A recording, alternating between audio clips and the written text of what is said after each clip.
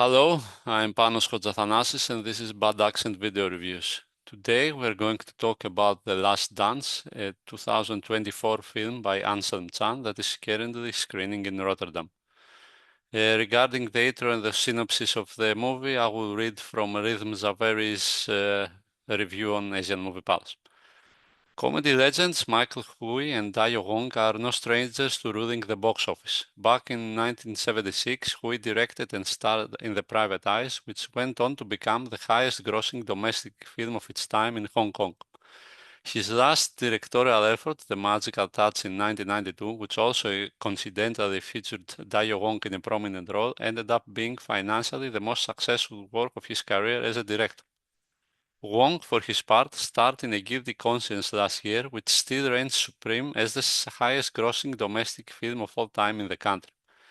The fact that these two box office kings unite in the same project, only for the second time, for Anselm Chan's The Last Dance, made it one of the most anticipated films of 2024.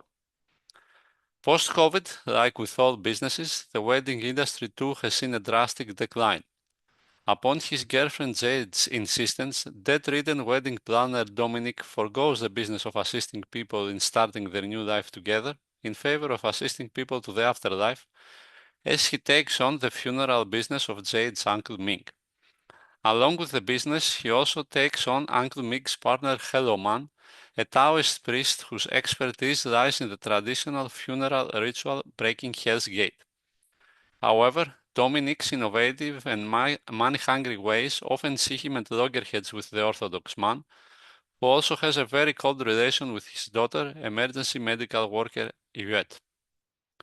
Through these two main protagonists, Dominic and Haloman, Anselm Chan presents a distinct clash between the old and the new, progress and tradition, profit and keeping appearances, in a void of sorts that carries the movie for the majority of its duration.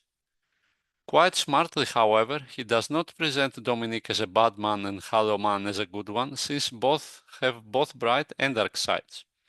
The first, although set on making money, cares for his employees, respects Man to the point of trying to win his approval and improve in his new line of work, while the way he gradually starts to care about a client everyone else deems a lunatic shows his sensitive side.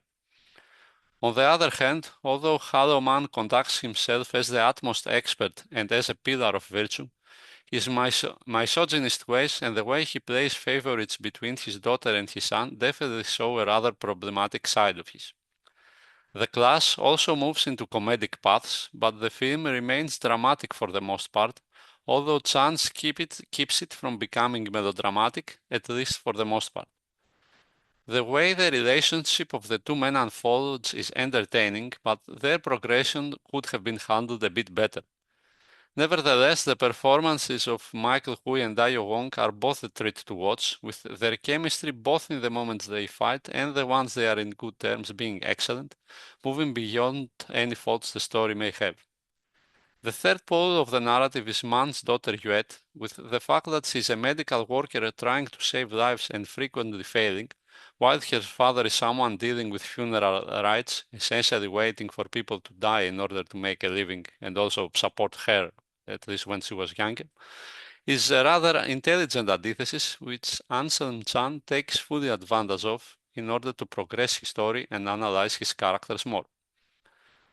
Truth be told, also owing much to the excellent acting of Michelle Y, Yuet frequently steals the show from the two men, although the progression of her arc, both in her affair and in her relationship with her father, could have progressed better. The last pole is Ben, Man's older son, whose filial duty and the pressure he feels from his wife to become a Christian in order to secure the future of their son creates a rather dramatic conflict, additionally because he is the one their father seems to prefer. As I mentioned before, Chan keeps the film from becoming melodramatic, but some paths the story moves into are definitely hyperbolic. The situation with Hello Man, close to the end in particular, and the talk of Dominic to the older priests about the blights of tradition are definitely of this category, even if the latter has the most audiovisually impressive scene in the film as its result. And talking about the visuals, I will read again from a Rhythm's review. Despite the somber tone, the cinematography by Anthony Pon is anything but dull, opting for a much brighter picture, particularly when portraying the funeral scenes.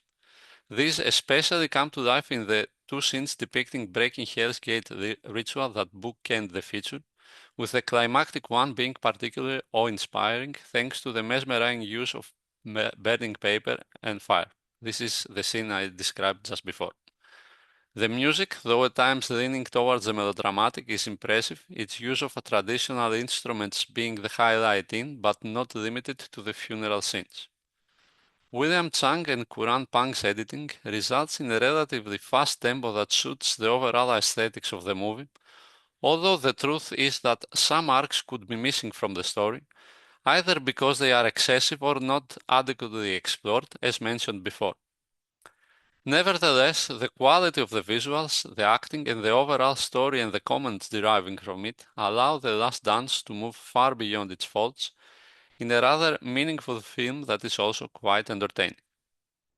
So this was another bad accent video review. Thank you very much for watching, and if you enjoy these videos, please like and subscribe to our channel.